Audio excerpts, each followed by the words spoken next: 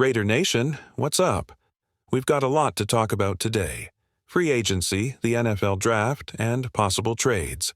If you love the Raiders and want to stay updated, this is the place to be. Before we dive into the latest news, subscribe to the channel, like this video, and don't forget to hit the bell icon. Now, let's get into it. Let's start with a big question. Could a team trade up for a running back this year? Normally, teams don't make big moves for running backs, but this year might be different. Some teams, like the New Orleans Saints, Dallas Cowboys, and Chicago Bears, are showing interest. The Saints even had their running backs coach at a recent pro day. So, keep an eye on these teams as the draft approaches. Next, let's talk about our man Mayo. Should the Raiders take him in the first round? If you believe in building a strong offensive line, then yes, Mayo could be the right pick. He could start at right tackle, and another good option could be Will Campbell at left guard. Now, here's an interesting scenario. What if Travis Hunter falls to the Raiders? Do we draft him or trade back? If Hunter is available at pick 6, the Raiders should grab him. He's a talented player who can play both cornerback and wide receiver. However, if a team offers a big trade package, the Raiders should consider moving back. And what about DJ Glaze? If the Raiders draft Mio, should they move Glaze inside? That could be a smart move. Mio could start at right tackle while Glaze shifts to right guard.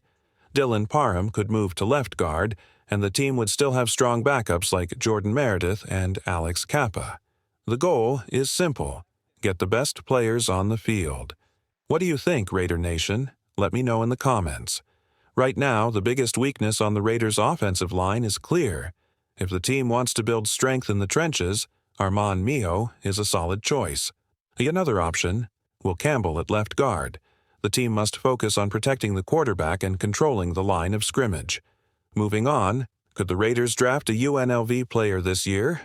It's possible, but not guaranteed. Ricky White, a wide receiver, didn't have the best 40-yard dash time, but he has expressed interest in staying in Las Vegas. Another name to watch? Linebacker Woodard. The Raiders have met with him, and since he's already in Vegas, they wouldn't need a top 30 visit to evaluate him further. Next, let's talk about Justin Simmons. Should the Raiders go after the veteran safety? Absolutely. The team needs a true free safety, and Simmons, despite being 31, still plays at a high level. He was solid last season, and if the Raiders can get him on a one-year deal, it would be a great move for the defense. Now, there's a lot of buzz about Arch Manning. Could the Raiders have him in their future plans? Right now, it's unlikely. To land him, the Raiders would have to be the worst team in the NFL and secure the number 1 pick. First overall pick. That doesn't seem like the direction the team is headed. Some people don't like the Geno Smith move, but he's a capable quarterback. If the Raiders perform well, there's no chance of drafting Manning. So, Raider Nation, what do you think? Should the team go after Justin Simmons? Would you want a UNLV player on the roster? Let me know in the comments. Let's be real. Arch Manning to the Raiders? That only happens if the Raiders are the worst team in the NFL. And, let's be honest, that's not happening. The only way a team gets a shot at Manning is if they completely fall apart next season. The guy is projected to be the number 1 overall pick, and unless an unexpected star like Joe Burrow or Jaden Daniels suddenly emerges, that's not changing. Now, let's talk about what really matters. Who the Raiders should draft at number 1. 6. The top names on the list? Armand Mio, Will Campbell, and Gentry. But honestly, trading back might be the smartest move. If the Raiders move down, they could pick up more draft capital and still land a top-tier player. The value of trading back depends on the team making the offer. If the Saints trade up, the Raiders might only get a third-round pick. If it's a team like the Cowboys, the Raiders should demand a second-rounder at the very least. Now, here's something exciting. JPJ at center for the whole season. Last year, the decision to keep Andre James in that spot was frustrating. Everyone could see that JPJ was the better option. Now, with him taking over, the Raiders' offensive line should be stronger and more disciplined. The center is the foundation of the O-line, and having the right guy in that role will make a huge difference. So, Raider Nation, Do you think the team should trade back or stick with the number 6 pick? And how pumped are you to see JPJ leading the O-line? Let's hear your thoughts. One thing is clear. JPJ is the best center on this team. The guy controls the snap, protects the quarterback, and leads the offensive line. The Raiders are making the right call by locking him into that position. Now, let's talk draft strategy. A lot of people are buzzing about Armand Mio, Benjamin Morrison, and Devin Neal. Mio is a solid choice, and Morrison would add real strength to the defense. But Neal, in the 3rd round, that might be a stretch. The Raiders have bigger needs, and there will be better options available at that spot. If the Raiders trade back, they could stockpile picks and still land impact players. Imagine moving back, grabbing Mio in the 1st, Watts in the 2nd, and stacking talent in rounds 3 and 4. That's how you build a real contender. Now, here's a big question. If Shedeur Sanders is available in round 2, do the Raiders take him? Some fans might say yes, but let's be real. Geno Smith can win playoff games if the Raiders build the right team around him. And the front office believes in him too. Plus, let's be honest, Shedeur isn't slipping to round 2.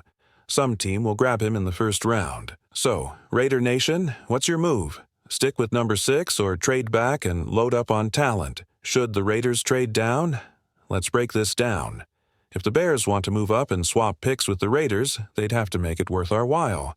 A trade proposal where the Raiders move from number 6 to number 10, gain a 2nd-round pick, but give up a 4th-rounder. Is it worth it? Honestly, I'd take the deal. It keeps the Raiders in range for top-tier talent while adding another valuable pick.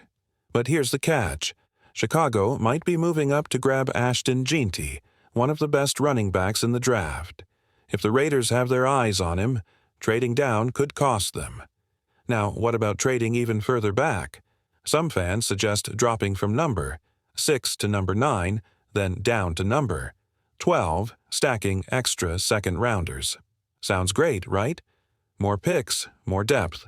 But here's the issue. The deeper you go, the riskier it gets. If a blue-chip player like Abdul Carter is available at number 4 or 5, should the Raiders trade up? Carter is an elite prospect, possibly the best in this draft. But the cost? A 2nd and maybe even a 3rd-round pick. With so many needs, can the Raiders afford to lose those picks? Finally, some say the Raiders should stay at number 6 and draft a guaranteed game-changer. Maybe an offensive lineman, maybe Jeanty. But here's the truth. No matter how good a running back is, he won't shine without a strong O-line. So, what's the right move, Raider Nation? Stay put? Trade back? Or go all in for a superstar? Raiders quarterback situation. What's the next move? Let's be real. Bringing back Derek Carr? No way. That contract alone makes it an impossible move. But what about Geno Smith's extension? Some fans are worried that the Raiders haven't locked him in yet, but there's no reason to panic. Geno is already under contract for 2024 with a $31 million cap hit. Now, here's where it gets interesting. Should the Raiders wait until after the draft to extend him? It's all about strategy. If the Raiders delay, it keeps other teams guessing about their draft plans. Could they take a quarterback at number 1? Aru. That uncertainty could force a desperate team to trade up, giving Vegas more draft capital. Smart move, right? Trade rumors. Should the Raiders make a move? Another hot topic. Would you trade Michael Mayer for a wide receiver like Alec Pierce? Some rumors are floating around, but honestly, that deal doesn't make sense. Mayer has way too much upside as a tight end. If anything, the Raiders should be looking for a reliable deep threat, not giving up a key offensive weapon. Speaking of deep threats, should the Raiders bring back Nelson Agholor? Look, he had his moments, but consistency has always been an issue. Geno Smith is one of the most accurate deep passers in the league. So if the Raiders want a true deep threat, they need someone who can actually catch the ball. Final thoughts. The Raiders have some big decisions to make. Geno's future, possible trades, and upgrading the offense. What do you think, Raider Nation? Should they lock in Geno now or wait for the draft? Is there a receiver out there worth adding? One thing's for sure. This offseason is going to be wild.